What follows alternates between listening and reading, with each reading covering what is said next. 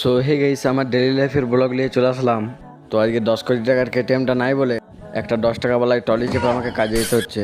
200 বছর জার্নি করার পর চলে আসলাম আমাদের কাজের সাইড। এই যে সাইডটায় কালকে আমাদের কাজ হচ্ছিল, আজকেও কাজ হবে। তো আমি ড্রেসটা চেঞ্জ করে নিলাম। তারপরে এদিকে দেখি মিস্ত্রিরা গাঁথনি করতে লেগে গেছে। আমি মিস্ত্রির দিকে ইট দিচ্ছিলাম।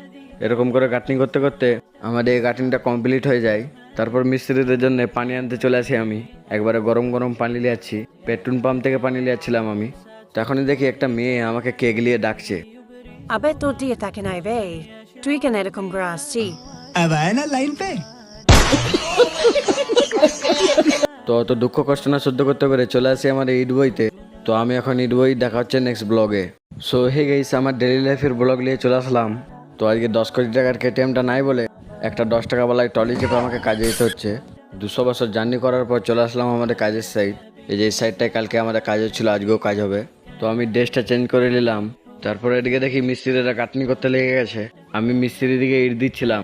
এরকম করে গাঁথনি করতে করতে আমাদের এই গাঁথনিটা কমপ্লিট হয়ে যায়।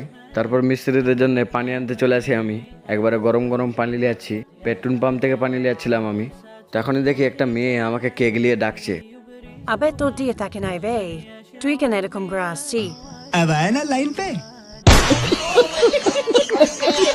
তো অত দুঃখ কষ্ট না সহ্য করতে পেরে চলে আসি আমার ইট বইতে। তো আমি এখন ইট বই দেখা হচ্ছে নেক্সট ব্লগে।